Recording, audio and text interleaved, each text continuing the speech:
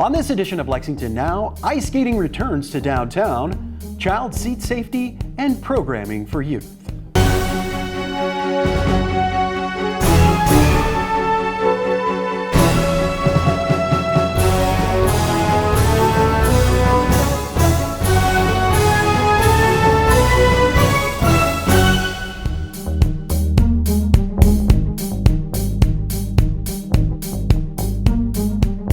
I'm Neil Noah, and welcome to the 700th weekly installment of Lexington Now. It's the week of November 1st, 2021. What has become a downtown tradition for Lexington is now open for the season. I'm talking about the skating rink at Triangle Park. Laura Farnsworth gives us the details. We are at the rink at Triangle Park in downtown Lexington. It is downtown's ice skating rink, and it is open for the season.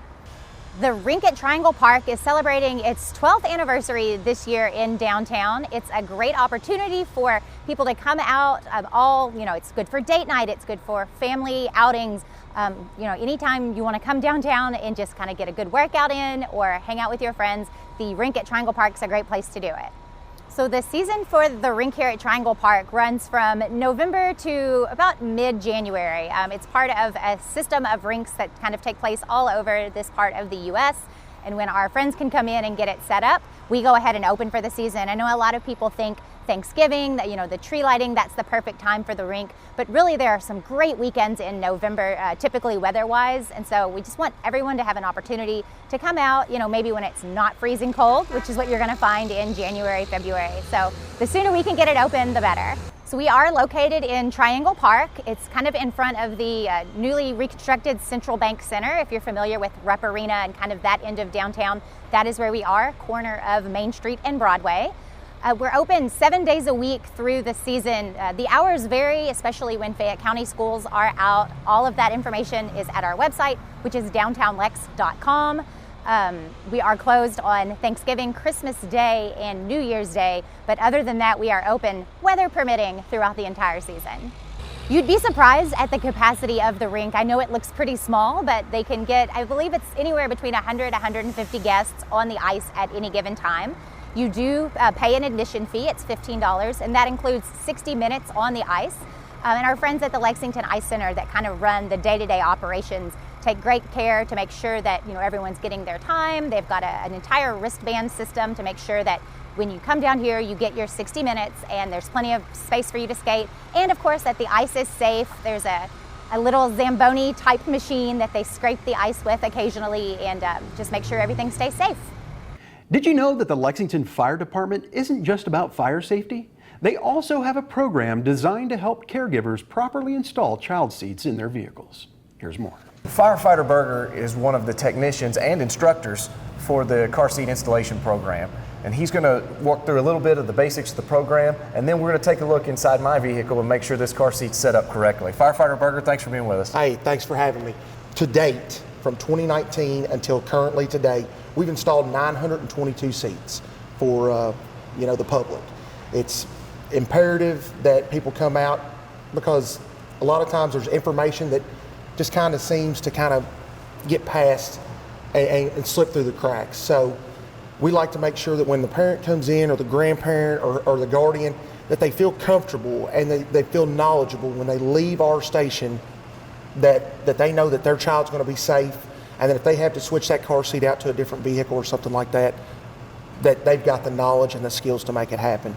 The great thing about this program is we actually have 6 convenient locations throughout Lexington that you can come. We have 61 car seat technicians on the fire department right now that can make sure that you get taken care of. A lot of times we'll have people come in that still have the car seat in the box, or they might have it installed. So we see it all different types of ways. See here, you've already got yours installed. So the first thing I would do is I'd make sure that the seat base itself is level. All right. The good thing about any car seat, it doesn't matter price, it doesn't matter.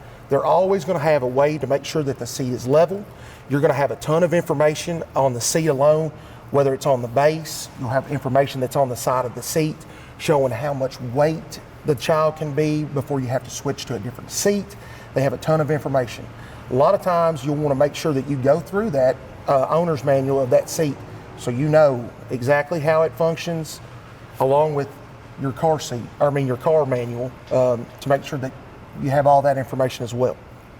Now, after we look at that type stuff, we're going to go in here and I'm going to make sure you don't want to have any more than an inch of movement at the belt path. So I would come in here and I can see right now that your car seat is installed correctly. You don't have any movement here at the belt path. And a lot of times parents will be like, well, it moves a lot up here. In rear facing only seats, it's going to do that. We don't have any way to make sure that it's real tight at the end of the seat. That's why it's always imperative that you make sure that it's installed correctly and that there's no movement at the belt path more than 1 inch. So we don't have any movement whatsoever. The car seat is level, as you can see. We've got a level indicator here and on the side here. So this car seat's installed correctly. Now, for some reason, if it wasn't installed correctly, I would actually uninstall this base. I would walk you through it, and then I would actually take it back out and I'd have you install it before you leave. Because I'm a teacher, I'm not an installer. Sure. So I want to make sure that when the parent leaves, they've got the knowledge and the confidence, again, to know that they're putting it in correctly and that their child is going to be safe when they're out on the roads. Sure. So, and I know some of these bases and these car seats have different ways that you can install them in your car. And it looks, I've used some clips here that came with this particular manufacturer, Yep. but also the belts. Could you show us a little bit about using the belt in this particular situation? Yep. So this seat right here, you've actually got it with the latches down at the bottom. That's a great way to keep it installed. It is super safe, just as the seat belt would be. If you decided I don't want to use the latch system, I want to use the seat belt, well, we would take it out.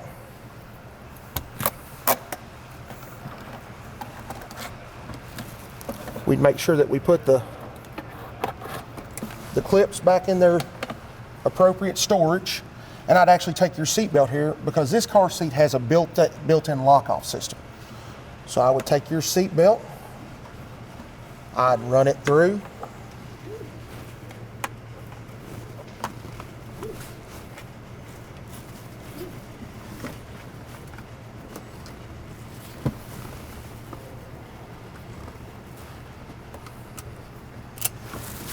I buckle the seat in. I'm going to pull the slack out of the seat belt, making sure that the base stays level.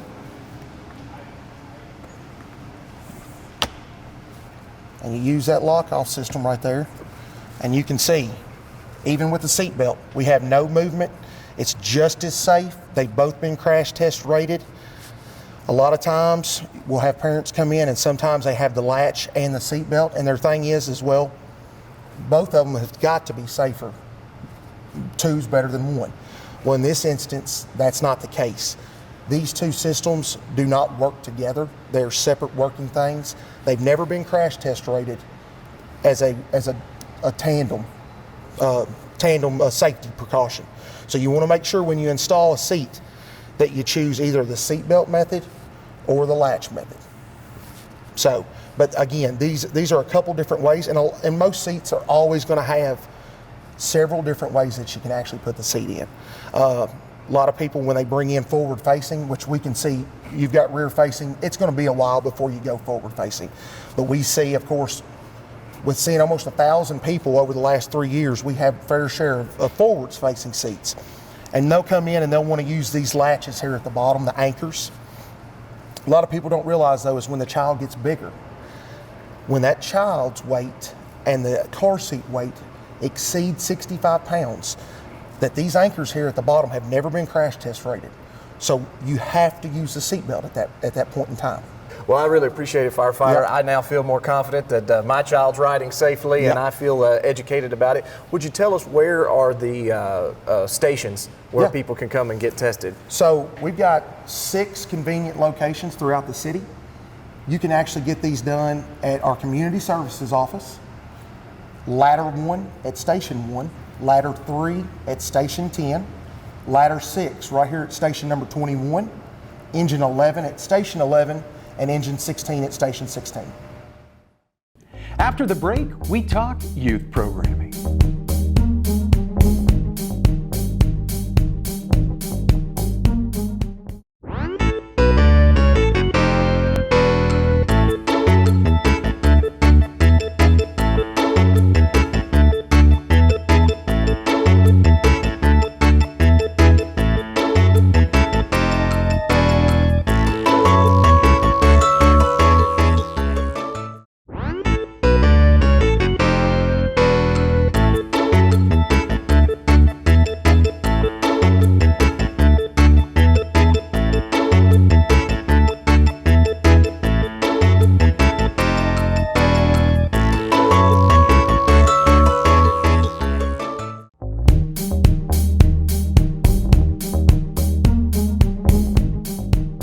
Welcome back to Lexington Now.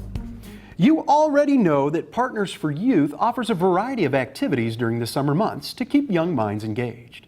But did you know that they also have a selection of programs that run throughout the school year? Brianna Persley tells us all about it. Hi, I'm Brianna Persley, the Executive Director of Partners for Youth, and we're happy to let you know that our I Do program list for the school year has been released. And so it features over 40 positive youth programs that you can get your kids involved in. And the best thing about it is they are free or affordable. So some of the things that are and have been featured on the list before are equine programs.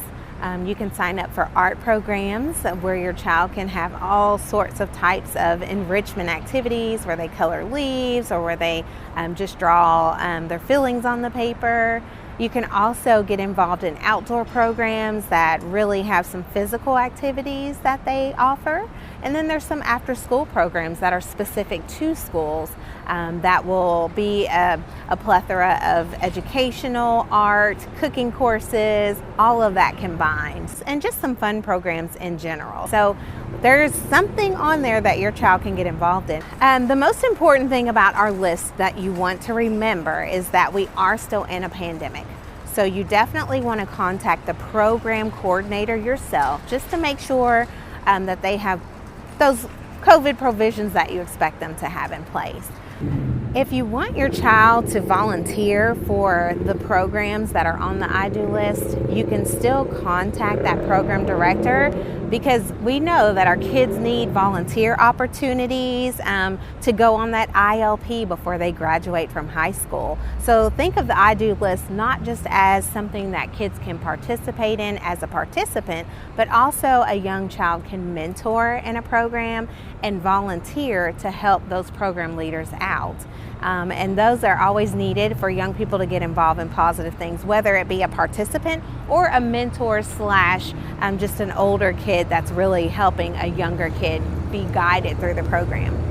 So if you are looking for a positive youth program to get involved with and you're not quite sure where to go, please feel free to contact Partners for Youth.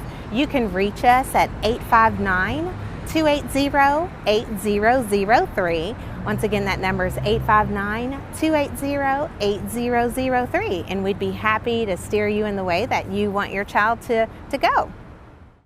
Fall is the time for planting, and so we stopped by the Arboretum to talk to horticulturist Jesse Dahl. I'm Jesse Dahl. I'm the senior horticulturist here at the Arboretum, and my job is to manage and maintain the display gardens here at the Arboretum. So the about 20 acres of rose gardens, vegetable gardens, home demonstration garden, and the collections in the center of the garden. I also manage the facilities, so the buildings and those, work with the contractors on taking care of those. The oldest is the home demonstration garden. It was built back in the early 1990s. It was the first attraction here at the Arboretum. The other ones followed it. But the home demonstration garden is a 4-acre garden it's built into garden rooms, so different areas so you can kind of see different types of landscape. It's got trial beds, vegetable gardens, herb garden, woodland shade garden, so a lot of different little components inside of it, as well as water features, hardscapes. Outside of that one, there's the fragrance garden, so it's filled up with fragrant plants and herbs and flowers. The 5191 Memorial Rose Garden, which has the 5191 Memorial in it. Below that is the perennial teaching garden. It was just added last year. It's a new garden that we've added that allows us to show sunny perennials and all the different types of sunny perennials that we can grow here in Kentucky. It's laid out alphabetically according to the plant names. and there's 3 or 4 different types in each bed, so it's kind of a mixed beds, but you can kind of see a lot of different types, so some of the old stuff and some of the new stuff. The black labels are for the cultivars. A cultivar is kind of a bred plant, and the green labels are the straight species, so those are the ones you'll find in the wild. So it's differentiated that, and then it has a bunch of different cultivars of all the ones. So like if you take Shasta Daisy, there are 4 or 5 different types of Shasta Daisies. You'll see that some of them are doing really well, and some of them aren't doing so well, so you can kind of see how some of those cultivars perform compared to other cultivars and compared to the straight species that you'll see growing in the wild. So that's one of our best spots. Also, if you're looking for new stuff, we have the All-American Selections trials, as well as the Garden Rose Selections trials and the Kentucky statewide bedding plant trials. So that's a good way to see some new stuff that's on the market, see how well it performs compared to some of the stuff that's been out there. Most of those have comparison plants, so they have plants that have been grown for years that are grown side by side with the new plant, and so you can see how well they perform compared to the old plant. Each garden kind of has somewhat of a theme, and so that kind of makes it easy to pick the plants. We don't spray with very little to any insecticides, so all of our plants, or fungicides, so most of our plants, they have to be able to adapt and be able to survive well in our climate. The only exception to that is we do treat our ash trees for the emerald ash borer, but other than that, we don't use insecticides, so our plants have to be able to withstand insect pressures and disease pressures. And so we try to plant the most disease-resistant, hardiest, toughest plants we can find, but also ones that are ornamental, that will stay where we place them and not spread around like weeds. So looking through catalogs, nurseries, garden centers, other botanic gardens, so kind of look for the best out there and try to bring that back to the gardens. In the gardens, you'll see the quintessential rabbits, squirrels, chipmunks. There's a plethora of those. They make gardening kind of interesting. We have to change kind of where we put plants according to where they prefer to be. Then we have a lot of different types of birds. We have a turkey that has kind of taken over the last couple of years here at the Arboretum. You'll see her out most days in the early mornings. But we have hawks, lots of different types of songbirds, hummingbirds, a lot of our like robins, the ones that stay with us most of the time, but then a lot of the songbirds that kind of move through, as well as a lot of different types of insects. We have a pollinator garden, but then a lot of flowers and other things because we don't treat with insecticides. We get a lot of different types of pollinators and just other insects that are out here. We have quite a few entomology classes come out here for their collections and for teaching purposes to see the different types of insects. And I mean, some of them are good, some of them are bad. We have like birch leaf miner, which tears up the leaves, but it doesn't kill the tree. And so you'll find that some of the bad stuff, but you'll also find lots of the good things. If you want to see, you can do this at home. For right now, it's mostly our woody plants, but you can go Arboretum Explorer, usually I type in Kentucky Arboretum Explorer, and it'll bring you to a website, and you can see a map of the gardens and all the plants in it. You could type in whatever plant you're looking for, and it'll show you all those plants, and it has pictures of most of those plants. So you can see a picture of the plant, you can see on the map where it's located. So that's the easiest way to see all of our woody plants. Most of our perennials aren't on there yet. So you would have to come here to see the perennials, but the trees and shrubs, all of those are on Arboretum Explorer. My favorite part of my job is probably being able to take something like a weedy bed or a grass lawn and turning it into something, and at the end of the day see the difference and see the change. But also to see how it affects other people's lives. Once I get done with it, see how the people enjoy it, are able to enjoy that space and to appreciate it and to also learn from it. We have another busy week of live meetings on Lex TV.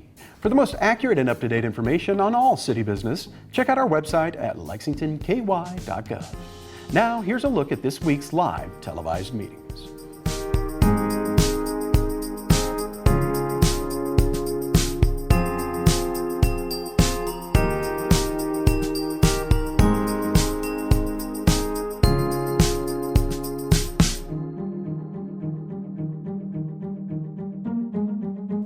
And we continue to keep you up to date on how the city is handling the pandemic via our official COVID-19 response site, including testing and vaccination sites. Simply click on the banner at the top of our home page. That's all for now, but as always, you can keep up with us on social media. Check out the latest traffic updates on Twitter at LexRex, or catch our live traffic cams on lexingtonky.gov. We leave you with the planting of a new tree in Castlewood Park. Longtime employee Malcolm Stallings of Environmental Quality, who is retiring soon, donated the tree in honor of all of his coworkers throughout his career.